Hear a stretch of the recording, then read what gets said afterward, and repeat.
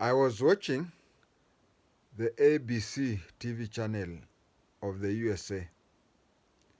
I was watching Donald Trump's speech in Pennsylvania, and I was watching it. Always they say that you can remove a villager from the village, but you cannot remove the village from the villager. So in any public meeting, I usually watch it in my capacity as somebody who has attended VIP protection course. And as I was watching it, I didn't believe it. It just happened that somebody shot at him. That is half an hour ago. Now, I couldn't believe it. Especially something happening around 2 a.m. Sometimes you start thinking that maybe you are dreaming. The first thing I noticed was him as I heard some popping sound, because in VIP protection, as a VIP protection expert, I would say that when you hear popping sound, you may think, or even a bullet sound, you may think that either they are blanks or it can even be a tape, so as to cause fear among the people. So I noticed when the popping sound started, they didn't even sound as if they are bullets. They sounded as if they are fireworks to me. And then I saw him holding his right ear. The way somebody holds his or her ear when he or she has been stung by a bee. So he held his right ear the way you hold it, the way a bee stings your ear, and then he bent down. The sniper was on a rooftop, and the sniper was taken out immediately. Two people have been hurt. Two women have been hurt. One killed and one's in the hospital.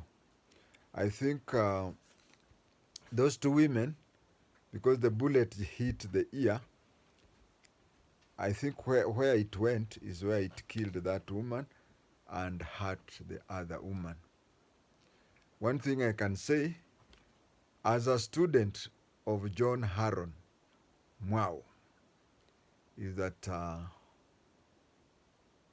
Donald Trump is very, very lucky.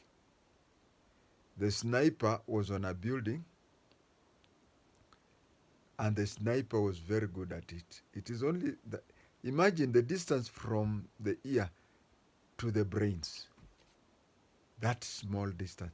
And it is somebody who was in a building opposite the venue. So if you can hit this, it must have been meant for the brain. And he must thank his creator, because this time we would have been talking of him dead. Less than a centimeter. And I couldn't believe it, seeing it live on ABC. I remember in the mid-80s, while attending one of the courses, I think it was VIP protection course. There are several I had attended. And assassination happened live when I was still in that CID training school. There was the Indira Gandhi, her killing. There was the Ranjiv Gandhi. And then there was also a senior British person who was killed in New Delhi, who was assassinated by wakati walikuwa wanasema wakalasinga wa siasa kali. So I would say that if you can see an old man like me still in shock, I think you can even see it from the tape. What about those who are inactive? I can assure you that all VIP protection people worldwide are holding meetings and reviewing that case. So one thing I noticed was that the sniper was on a building. I think he was taken out immediately. Although I'm trying to recall anybody shooting that. I'm not seeing it because it was concentrating on the podium. I think some secret service or even commando, rec company like people must have been scouting everywhere, and where the sound came, uh, that is when he was taken. So the sniper was killed by secret services immediately, and there is two women. One woman was killed. I think that bullet that hit him, hit Trump. That bullet that hit Trump must have been the one that killed that woman, and he harmed the other one. I was impressed by the people who were there at the podium. I can tell you, some of this place we come from, such a thing happening, that podium would have broken down. Those people are very organized, no running heckler steckler. They just bowed down and did nothing. If you start running out of there and the VIP is trying to be evacuated, you see, if you are many, you'll even block him from the way the escape route has. The other thing I noticed, there's a lady, I think this lady was the in charge of the Secret Service. She did her job very well. She covered Trump very well, professionally. But you see, generally by nature, women are shorter than men. So she was slightly shorter than her client, the VIP. So, but she covered him, and these people, the Secret Service covered him round professionally, the way we were taught. But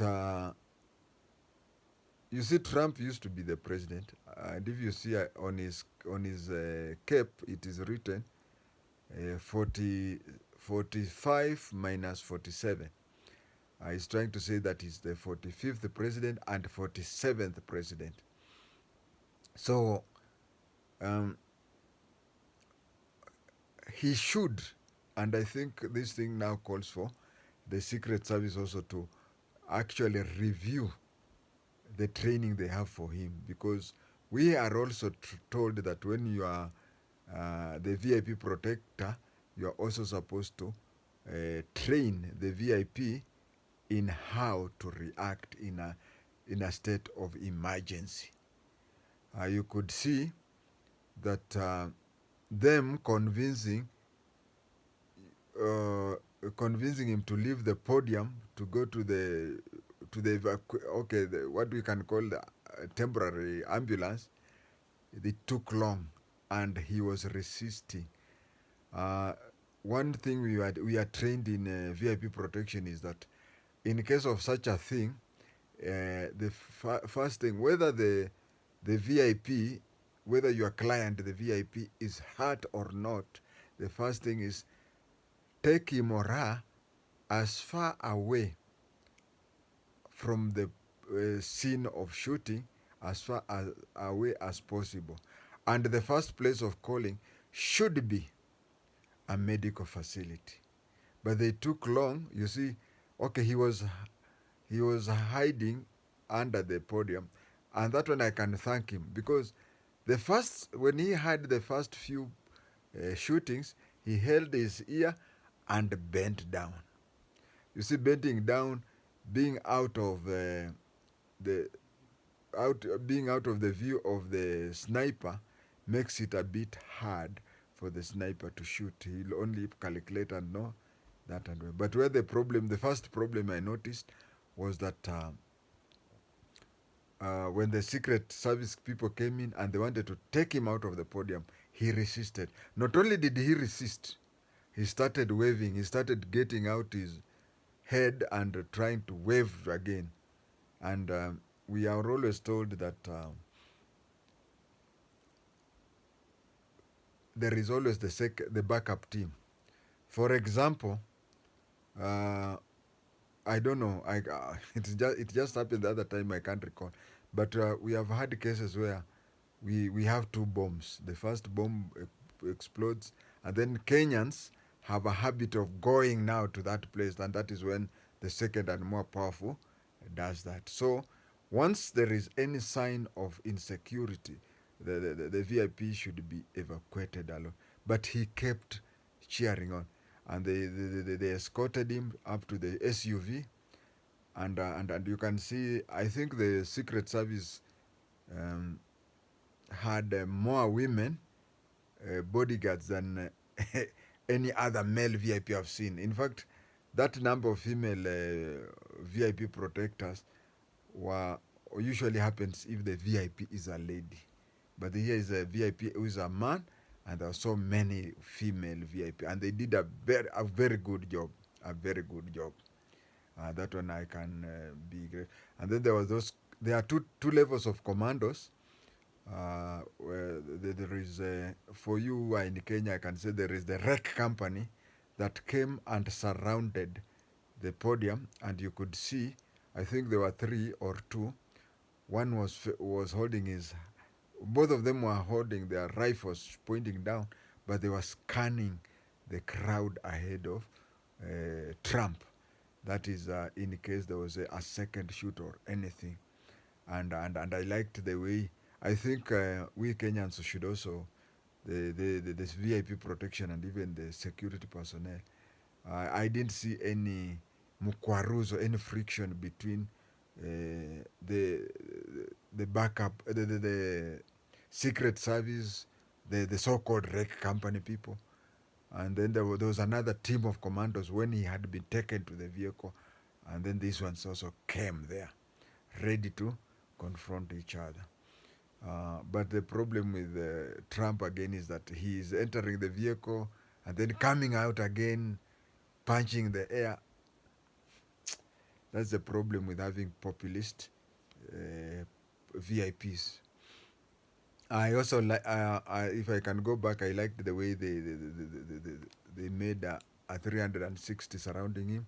That one we were taught because of if any bullets have got to be bumped into the VIP, it is you to be bumped. If you can check on my previous videos, you'll find that I've also commented on that.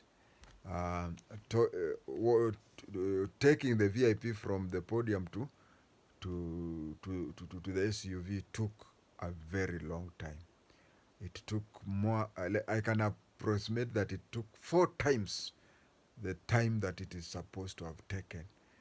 That one, and I'm asking myself. You see, Trump is a Republican, and NRA, National Rifle Associations, are mostly supported by Republicans. Now I don't know how in future the Republicans will now react to such an eventuality, because I think this one also calls for a national arms control. If it were in Kenya or an African country, such an attempt on the life of